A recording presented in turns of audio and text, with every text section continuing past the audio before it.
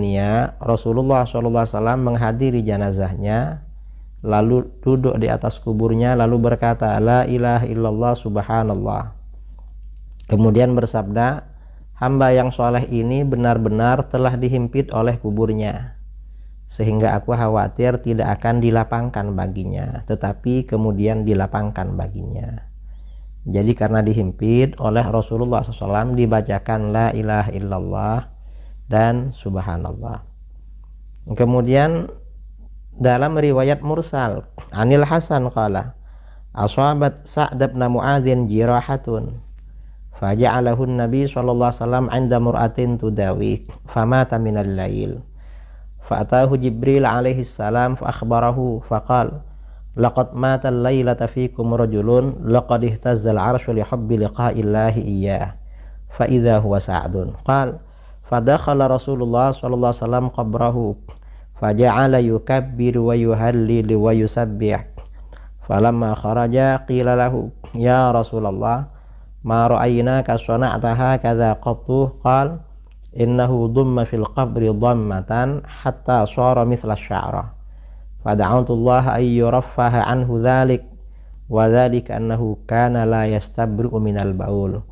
Rawahu Hannad ibnu Sari fi kitab az-Zuhd.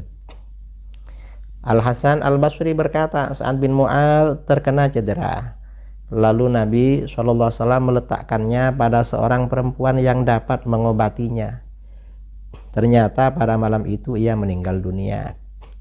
Lalu Jibril mendatangi Nabi SAW dan mengabarkan tentang kematiannya, dan berkata, pada malam ini telah meninggal dunia salah seorang di antara sahabat kamu, di mana arasy bergoncang karenanya, karena Allah senang untuk menjumpainya. Ternyata laki-laki itu adalah Sa'ad bin Mu'adz. Al-Hasan berkata, lalu Rasulullah SAW memasuki kuburannya, lalu membaca takbir, Allahu Akbar, tahlil, la ilaha illallah, dan tasbih subhanallah.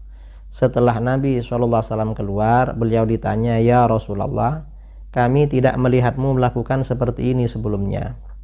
Beliau bersabda, sesungguhnya Sa'ad benar-benar dihimpit di dalam kuburnya dengan himpitan yang membuatnya seperti sehelai rambut. Aku berdoa kepada Allah agar meringankan himpitan itu kepadanya. Demikian itu karena ia tidak menuntaskan dari air kencing. Ketika Assalamualaikum warahmatullahi wabarakatuh. Alhamdulillah, fa inna ahsanal kalami kalamullah wa khairul huda huda Muhammad sallallahu alaihi wasallam wa syarrul umuri muhdatsatuha fa inna kulla muhdatsatin bid'ah wa kulla bid'atin dhalalah wa kulla dhalalatin finnar. Kembali bersama saya Zulkarnain El-Maduri yang sengaja memberikan umpan balik, jawaban balik kepada kaum yang nelongso sekitar Islam. Ini terkait dengan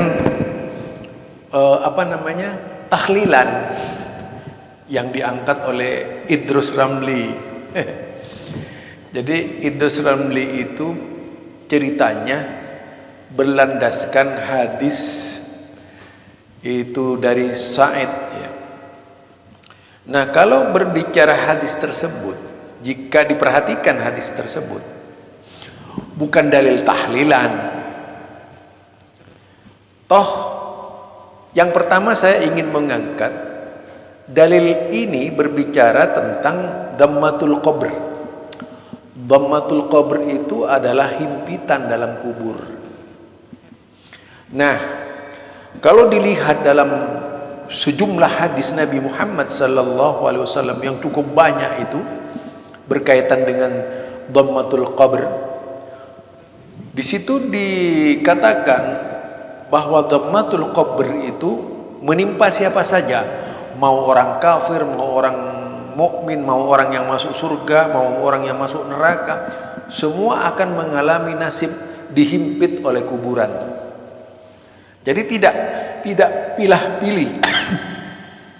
Tetapi siapa saja yang meninggal dunia akan dihimpit oleh kuburan, sebagaimana yang terdapat dalam berbagai hadis. Nah, coba baca kitab khusus yang berkaitan dengan Dhammatul Qabr. Itu ada himpitan kubur gitu. Itu pembicaraan khusus. Baik orang muslim, baik orang kafir, baik orang mukmin, ya, baik orang Hindu, baik orang Buddha menurut keyakinan Islam, baik orang Kristen, baik orang Islam sendiri, itu akan mengalami yang disebut dengan himpitan dalam kubur. Dan kalau dilihat dari sahabat yang meninggal Sa'id tadi itu, sahabat Sa'id yang meninggal tadi, justru saat itu meninggal menggoncangkan aras. Coba teliti hadisnya tadi itu, walau ini hadisnya meskipun sebenarnya terjadi perbincangan di kalangan ulama hadis ya. Tadi juga hadis sebelumnya itu. Tapi saya tidak ingin membahas ulang hadisnya karena saya cukup hafal dan ingat hadis-hadis, semua hadis tersebut gitu. Artinya memang hadis tersebut yang diangkat oleh Idrus Ramli itu bukan dalil tahlilan. Justru Idrus Ramli memaksakan dalil tersebut sebagai dalil tahlilan. Ini mardud nih. Kalau itu dalil tahlilan, tidak ada perbuatan-perbuatan para sahabat Nabi yang melanjutkan kebiasaan Rasulullah tersebut, bukan kebiasaan, spontanitas yang terjadi pada saat itu yang dibacakan oleh Rasulullah seperti tasbih, takbir dan tahlil. Jadi bukan dalil tahlilan, jangan diseret-seret lah kalau bukan dalilnya gitu. Dan itu hanya terjadi pada sahabat tersebut, tidak seluruh sahabat dibacakan seperti itu. Bagaimana otaknya bisa berpikir miring gitu di dalam memahami dalil, kemudian diseret-seret ke tahlilan atas dasar apa? Ingin membenarkan tahlilan dengan dasar-dasar tersebut. Ini kan sama saja jurus mabuk yang dipakai itu. Bukan dalilnya, tetapi kemudian dipakai sebagai dalil. Tidak meluruskan umat sesuai dengan agama, justru makin membengkokkan umat keluar agama. Tahlilan yang sekarang ini berbeda dengan, kalaupun mau diambil dari perkataan Rasulullah, itu jauh berbeda dengan ucapan Rasulullah sallallahu alaihi wasallam tadi. Padahal tadi di dalam ceritanya itu sempat menggoncangkan arasy. Bisa-bisa hadis itu dikatakan terjadi silang sengketa di dalam matanya itu. Mengapa kemudian disebut orang yang menggoncangkan aras, beritanya dari Allah, tiba-tiba masuk terhambat karena kencing. Padahal coba baca ya, hei Idrus Ramli, baca semua tentang Dhammatul Qabr itu. Nabi Muhammad saja itu kena himpitan dalam kubur. Itu Nabi Muhammad sallallahu alaihi wasallam. Sebagaimana yang diceritakan, apakah engkau juga ya Rasulullah? Iya. Hanya saja kalau kuburan itu menghimpit saya seperti ibu lagi membelai anaknya. Coba baca itu. Aduh, Idrus Ramli, makin bodoh saja ente itu. Bagaimana bisa memahami agama kalau hanya sekedar dalilnya copot cana sop, copot sini itu sebagai pembenaran, padahal tidak sama sekali menunjukkan dalil tahlilan itu. Cobalah lihat tradisi kematian di zaman Nabi. Apa semua orang yang meninggal ketika itu dibegitukan oleh Rasulullah? Tidak. Tidak ya. Hanya terjadi pada seorang sahabat tersebut. Nah,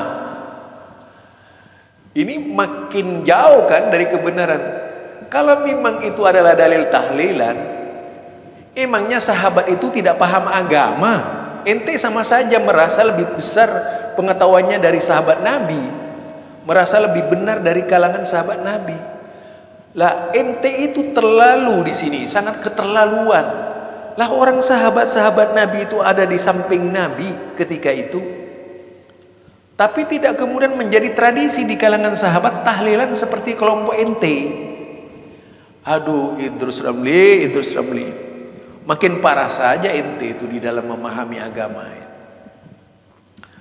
Jadi Dhammatul Qabr itu kalau dilihat, coba cari aja di dalam hadis tentang Dhammatul Qabr, yaitu himpitan dalam kubur. Semua hadis-hadis Nabi yang berkaitan dengan himpitan dalam kubur intinya sama.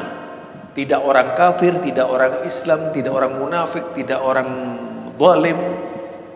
Cuma berbeda-beda tingkatan himpitannya. Kalau seorang muslim yang soleh itu lembut seperti bayi. Seorang muslim yang tidak berdosa itu bagaikan belayan seorang ibu. Itu himpitan kuburnya. Nah kalau orang kafir, bak, langsung tuh. Gitu dong. Jadi kalau orang kafir jeblak langsung dia itu nggak bisa. Bak, itu. Jangan-jangan nanti Idrus Ramli seperti juga. Bak, ya. Jadi itu ya. Saya hanya ingin meluruskan saja. Kalau itu memang dalil tahlilan sudah dipakai oleh imam-imam mazhab itu. Imam mazhab yang mana yang pakai? Emangnya imam mazhab itu bodoh apa? Ulama-ulama hadis di zaman itu apakah lebih cerdas? Itu dalilnya Ahlus Sunnah wal Jamaah. Naudzubillah min dzalik. Ente itu kalau ngaku itu adalah produk Ahlus Sunnah wal Jamaah, ngawur ente itu. Aduh, bagaimana bisa kemudian dalil tersebut dimasukkan ke dalam daftar dalil tahlilan? Khurafat lagi ente itu, bikin khurafat dalam agama ente sendiri itu. Coba berapa banyak sahabat Nabi yang meninggal ketika Nabi masih hidup tuh? Sahabat-sahabat Nabi. Tapi kan Nabi tidak pernah melakukan hal-hal yang seperti dilakukan kepada Sa'id itu tadi. Itu hanya terjadi pada Sa'id. Artinya itu bersifat khusus kepada orang tersebut. Jika hadisnya itu disahihkan misalnya, kita belum masuk ke dalam dunia hadis ini, cukup saya tanggapi dari perkataannya ente. Dan tolong diperiksa lagi itu seluruh kitab hadis berkaitan dengan Dhammatul Qabr, bahwa seluruh kaum muslimin ini siapapun dia, mau yang soleh mau yang tidak, termasuk orang-orang kafir, akan mengalami nasib yang disebut dengan Dhammatul Qabr dengan kelas yang berbeda-beda, sebagaimana yang diutarakan oleh Rasulullah sallallahu alaihi wasallam. Jadi Dhammatul Qabr itu tidak hanya terjadi pada orang tersebut. Konyol ente itu. Aduh, gimana bisa paham agama kalau ternyata sebodoh itu ente memahami hadis Nabi? Banyak membacalah dulu. Dari saya, Zulkarnain Al-Maduri. Subhanakallahumma wa bihamdika asyhadu an la ilaha illa anta astaghfiruka wa atubu ilaik. Assalamualaikum warahmatullahi wabarakatuh.